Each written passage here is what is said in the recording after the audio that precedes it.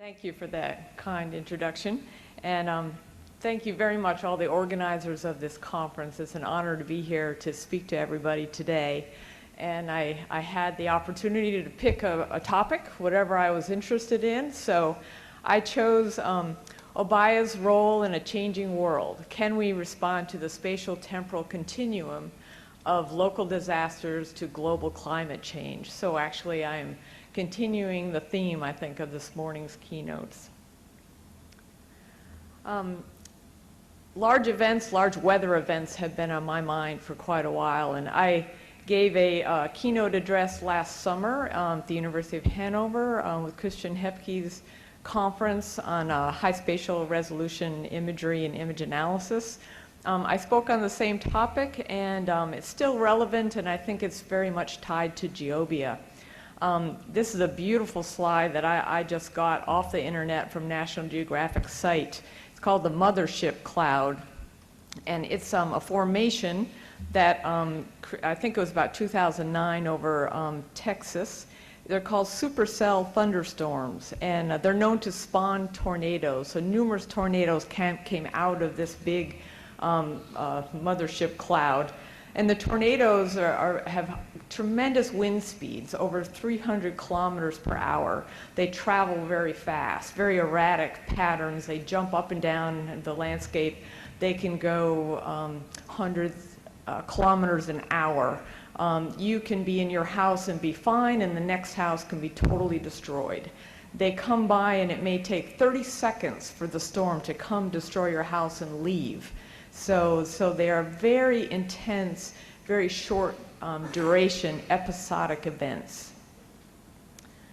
So my motivation was, has GEOBIA, how can GEOBIA respond to these kinds of events? Has GEOBIA as a subdiscipline of GI science that is devoted to developing automated methods to partition remote sensing imagery into meaningful image objects, and assessing their characteristics through spatial, spectral, and temporal scales so as to generate new geographic information in a GIS-ready format. So this is a definition that I took from Hay and Castilla, the GEOBIA book, 2008, which is the Bible, and I make all my students read it. I love that definition because I think it really encompasses everything I find very exciting about GEOBIA. Has it matured to a level of acceptance by practitioners of geospatial technology? Is it in operational use? And can it respond to spatial temporal continuum from very local, episodic, intense disasters to broad scale, gradually changing global climate change? So on Sunday, when we found ourselves here and we had the objective to go sightseeing, we wanted to go to Sugarloaf Mountain and ride the cable car, to have a beautiful view of Rio, we had to figure out how to get there. So I thought, well, is GEOBIA in our maps? Is it in our devices? Are we using it for multi-scale cartography in large screens to our mobile devices? Is it accepted as a sub-discipline of geoscience yet? So these are my questions for my keynote. I fell in love with GEOBIA as soon as I heard about it, and I'm trying to actually think of when that was. It might have been in 2001. In November of 2001, I organized a workshop in Athens, Georgia as part of ISPRS working group that I was the chair of. Happened right after 9/11. So our group of about 40 shrank to about 15, and Thomas Blaschke came for that, and I think that was part of it. His talk during that workshop introduced me to these concepts of GEOBIA, and also I had the opportunity to work with Jeffrey Hay on a special issue. He contributed an article to a special issue of ISPRS photogrammetry and remote sensing that I was working on. So I think those were starting to give me some ideas and some concepts of taking pixels and creating objects. But my background is in manual photo interpretation, and actually that was 35 years ago now that I started doing this for wetlands mapping. And my favorite time would be sitting at the Bausch & Lomb zoom stereoscope, looking at the positive transparencies, color infrared aerial photographs in 3D, in stereo.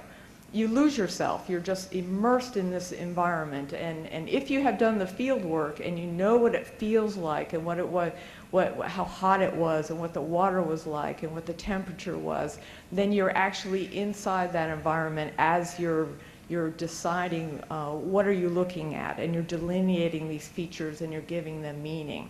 So photo interpretation at a high level of detail was my first experience with geospatial technologies coming from an ecology and a biology background. I love to make maps. I used historical aerial photographs to look backwards. I took high-level, detailed information of the communities, generalized them into structural types, looked at changes over time, and did these all manually with manual overlays and drawing all the polygons and measuring them with a planimeter. Then came GIS, and then came remote sensing, and then came GEOBIA. So when I teach interpretation and image analysis, I tell my students that Tom Lillesand had a great definition. The most capable interpreters have keen powers of observation, coupled with imagination and a great deal of patience. Not everybody can do this. You have to have some patience. And your success as an image interpreter and an image analyst, if you're doing GEOBIA, depends on the training and the experience of the interpreter. Even if you're using automated techniques, you have to figure out what those objects or pixel classifications are. You have to do some interpretation. The brain is an amazing instrument, and I haven't found a computer algorithm yet that really matches it. So I do give it a lot of credit. The image analyst, the interpreter, has to have knowledge about whatever it is you're looking at. And if you don't know it, you have to find somebody who does and partner with them, or go to the place and collect that information. So that ground truth information is very, very important. Then the quality of the images. If you don't have good quality images, the high enough spatial resolution, the number of bands, whatever it is you need to detect those objects and understand them, then you won't be able to be successful. And then the nature of the objects or the phenomena themselves are going to determine your success. You need to be able to differentiate those objects from the background. So those are very key points in interpretation and both image analysis. So we come to the problem these days where the baby boomers are approaching retirement. Phyllis Jackson goes with me when I do my field work. She's a botanist. She knows the names of all the plants, the ones that I've forgotten, and we are able to do our ground truthing and tie the signatures that we're seeing in the imagery to the ground. But she doesn't want to work forever, and there's not so many young people who are actually taking the time to learn the taxonomy. So how can we take that knowledge, the expert knowledge, and code that into our algorithms? And that's where I find GEOBIA very exciting, because it gives a platform to do this. So there's a need for automated image analysis, maybe semi-automated. Maybe we still have to guide it and edit and correct. But at any rate, manual interpretation is labor intensive, and so automated techniques do save time and cost. We've heard a lot these last couple of days about the increased availability of digital images and data. That's just going to increase in the future. We have the desire to objectively and consistently classify images, so there is subjectivity in the interpretation. We do a lot of work on quality control analysis to calibrate our interpreters.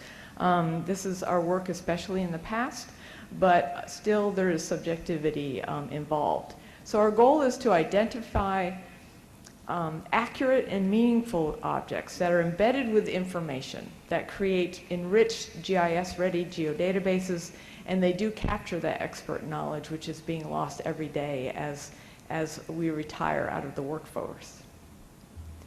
I had the great opportunity of going to the very first GEOBIA conference in 2006. And when I went, I felt like something new was happening. It was very exciting. It was an historical event. And the last time that had happened was 1984, when I was at the University of Georgia, at the Institute of Ecology, we had the very first meeting of the International Association of Landscape Ecology. And that was the first time I realized there were other people like me who were interested in very broad scales, but still interested in ecology. There was a discipline that gave me a formalization of what I was interested in. Well, the same thing happened in 2006 at the University of Salzburg. Then the next 2 years we had the meeting in Calgary, and at that meeting I think it was there was more interest in defining terms and determining the concepts and the theory and trying to work out the fundamental basis for this subdiscipline. 2010 in Ghent, Belgium, there was a higher level of maturity and more confidence in the subdiscipline in GEOBIA. A lot of applications, all of them had great international participation. But it was just another level, I think, of use of GEOBIA.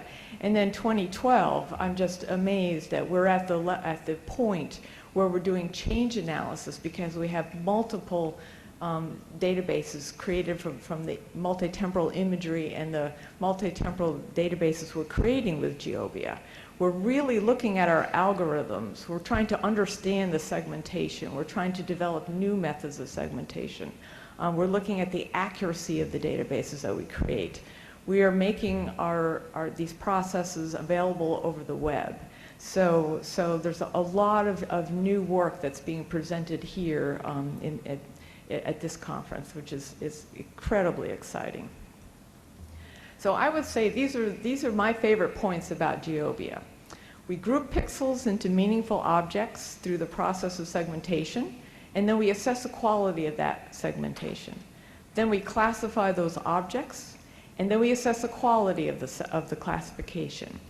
We can consider spectral information only, or we can add some spatial information. And this is what got me so fired up, because suddenly I could think about the objects, their size, their orientation, their position next to each other, their proximity, all of the texture information that I need to use when I'm doing interpretation could be encoded and could be used in the GEOBIA process. And then if I have temporal information, I can consider how those objects are changing over time. And all of that can go into the segmentation and into the classification process. I can consider the surrounding objects. It is a contextual process, which is just totally different than pixel-based remote sensing classification. I can consider ancillary data. We are spending so much time and money generating this information: elevation, slope, aspect, GIS layers, LiDAR data.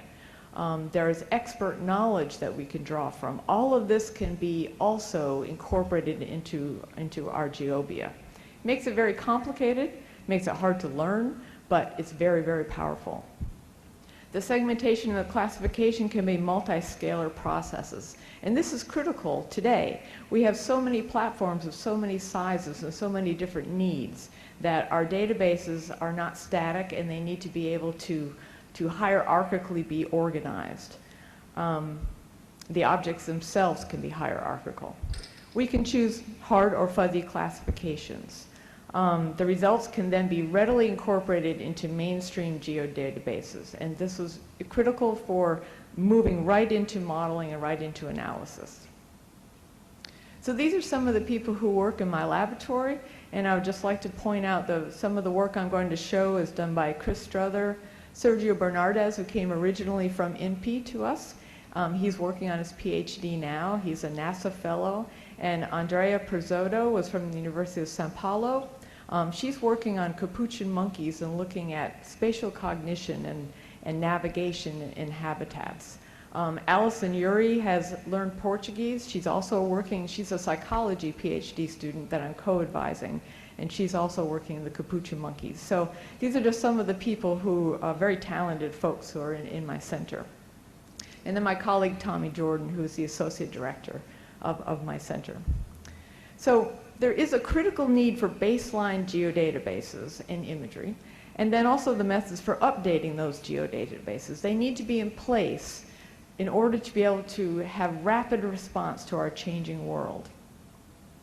So to get back to the tornadoes, in 2008 when I gave the talk in Hanover, it was already the beginning of an amazing year for tornadoes, and 2012 may prove to be also. According to the U.S. NOAA Storm Prediction Center, as of April 14th, we had 20 killer storms in 9 states and 63 fatalities. 2011, though, was the deadliest year on record for tornadoes. 550 people perished in these storms, and up to that point, 10 years prior, the total number was 564. Tornadoes are rated on a scale of F0 to F5, depending on their wind speed, and that's usually confirmed after the fact by analyzing the damage. There's even an F question mark category, which is if the winds are so great that they blow apart the instrumentation, then they just know it's beyond a certain point. And it's interesting that we usually think of the fatalities as being people who are in mobile homes because they're not very good protection. But in this case, in this year, 2011, over 200 people were killed within the permanent home. So these are very, very powerful storms. Over 281 deaths were in 6 F5 tornadoes. And you can see the distribution of where the tornadoes were. I live in the southeast in Georgia, so that's the main track of those tornadoes. 2012 is proving to have an early incidences of the severe weather. And you can see 2011, 2010, and you can keep going backwards. If you're choosing where to go for your sabbatical in the United States, you might want to pick the western states that are a little bit relatively clear there. In 2011, the most of the fatalities were in 2 storm events. 322 deaths occurred on April 22nd during what they call the super outbreak. It was a 3-day period in April, the largest tornado outbreak ever recorded with 358 tornadoes, confirmed tornadoes, in 21 states. It went from Texas all the way to New York and into southern Canada. And the night of April 27th, I knew the tornadoes were all coming our way towards Georgia. So the weather people were constantly updating. We had these amazing 3D visualizations of the storms themselves. They would rotate the storm clouds and show where the hail was. They would lay out the road network in front and give you a time estimation of when the tornado would reach a certain intersection. So it was very, very good information. At 2 in the morning, I knew I could go to sleep because the tornado that was heading from Alabama to Georgia was passing south of Athens. So that kind of geosensor information was affecting me personally that night. This was, by the time it reached Georgia, it had calmed down in intensity and was an EF1. There was not a lot of damage. But that same day, there was another another tornado in North Carolina, in Tennessee, that hit our research site. So we work in Great Smoky Mountains National Park, and that was an EF4, which is a very, very powerful tornado. It cut a swath through the park about 6 miles long. They closed the trails that were damaged in that area. And we had been working there, so we had data in place. This was an example of the need for these geodatabases to already be there. This is the largest wilderness area east of the Mississippi River, covers about 202,000 hectares, continuous eastern deciduous forest. So these, when I'm trying to do GEOBIA in this area, these objects are not distinct. It's very continuous, gradual ecotones that I'm trying to work with. But it does have a lot of diversity. It has high relief. There's old growth forest there, the only virgin forest thought left in the eastern United States. And it's very heavily impacted by visitors. We have about 9 million visitors every year. So we had, between about 1997 and 2003, we had done manual interpretation of aerial photographs. We had done vegetation mapping, tiled to the USGS 1 to 24,000 topographic quadrangle series, And if I blow up one of those quads, we have a lot of detail. Our minimum mapping unit was 1/2 of a hectare. We have over 100 classes of forest types. And we do quality control checking. We overlaid the polygons on top of vetted imagery, the USGS digital ortho quarter-quads. We send folks into the field to verify the identification of the vegetation. We know that geometric accuracy is ±5 meters, and there was an independent accuracy assessment done by the National Park Service with an overall classification accuracy of just over 80%. So we have a database that is of a known quantity. It's outdated, but this is an area where it's preserved. The vegetation changes very slowly, so we have a vegetation set we can use to check our GEOBIA work with. Okay, going backwards. So I was interested in doing the analysis to create the empirical rule sets to see if I could use GEOBIA to update the database and try to recreate the polygons that we had manually interpreted. So we did many overlays with vegetation and elevation and slope and aspect to derive empirical rule sets that describe the probability of finding certain forest types on certain aspects and certain slopes and certain elevations. We created the rule sets for all the different vegetation types. And we also organized our data hierarchically according to the vegetation. We had the detail at, for this example, 15 classes at the association level, and then we could group them into 9 classes and 7 classes and 5 classes. And then try to recreate our data sets. So on the left would be the manual interpretation, on the right is our GEOBIA results. And in this case, we were working with early versions of eCognition. And our results were good. They weren't great, but they were close. We checked the accuracy, and at the very general levels, we were at the 90% accuracy level, about 70% for 7 class level, but then down in the 30s and 40% for the high level of detail, which is actually our objective. So we started looking at high resolution satellite imagery, comparing that to the original digital scanned aerial photographs that we had used. A lot of this work was done by my PhD student Minho Kim. And then bringing in the topography and information on proximity to streams. So the more ancillary data we brought in, the higher our accuracy got, and also the closer our polygons were to our original manually interpreted polygons. In 2010 and 2011, we had a chance to acquire more data for this area. This was part of our stimulus package to try to boost the U.S. economy, called the American Recovery and Reinvestment Act. The objectives were to acquire LiDAR data and ortho imagery in leaf-off conditions to contribute to the national map, and also to create and save jobs and train students in highly skilled positions in geospatial technology. So we did this for the Smoky Mountains, the area just beyond, called the Foothills Parkway, and then also in North Georgia. And this area just happened to coincide with the areas of the tornadoes. The imagery is 30 centimeter resolution, 4-band imagery.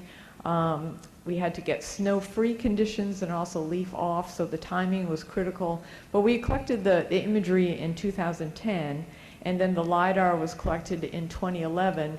We finished the acquisition just before the tornadoes hit. So we have point clouds and a 1.5 meter bare earth digital elevation model of the conditions before the tornado. So here's the location of 2 of the tornadoes from that night, one in Great Smoky Mountains National Park, and then the other one in North Georgia. And they're both very powerful tornadoes.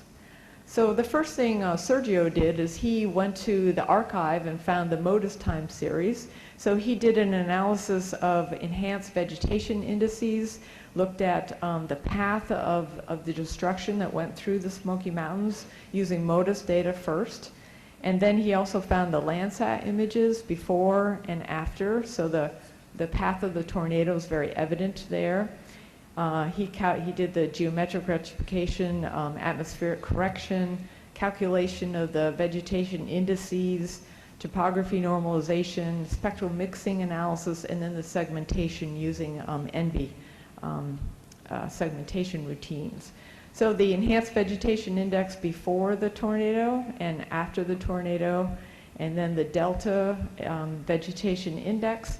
And if we zoom in this particular area, you can see it's not a homogeneous destruction. It's very sporadic. These winds are circular, but there's also it's touching down and it's lifting up. So there's little spots that are not destroyed and then others that are totally destroyed.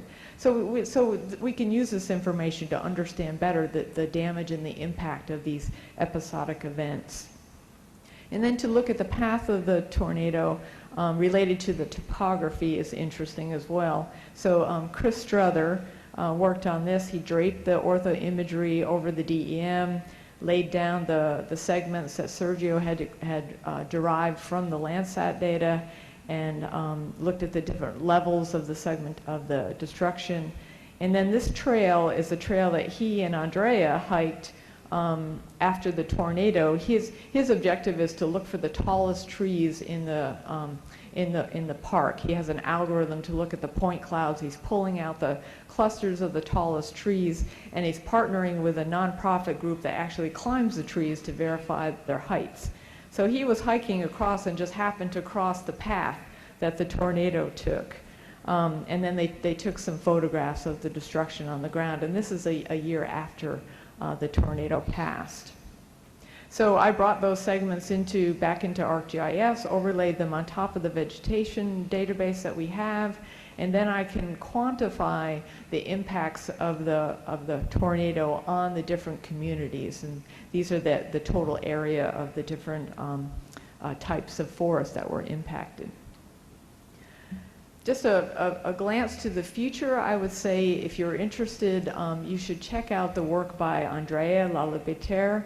She has been working in New Mexico using unmanned aerial systems, and she has recently moved back up to Oregon where she is from. She's created her own company, and so she is using unmanned aerial systems to do very, very detailed GEOBIA mapping, and I think this is the future. We're going to acquire more and more data from satellites, but also from unmanned aerial systems, and we need our techniques in order to respond quickly to events like this.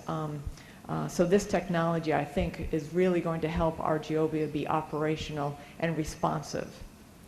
So in conclusion, I think that all of our collective work on segmentation algorithms, classifiers, quality assessment, change detection, all of these applications of GEOBIA, they're all critical to the creation and maintenance of the geodatabases that are needed to respond and recover from the continuum of local disasters to global climate change.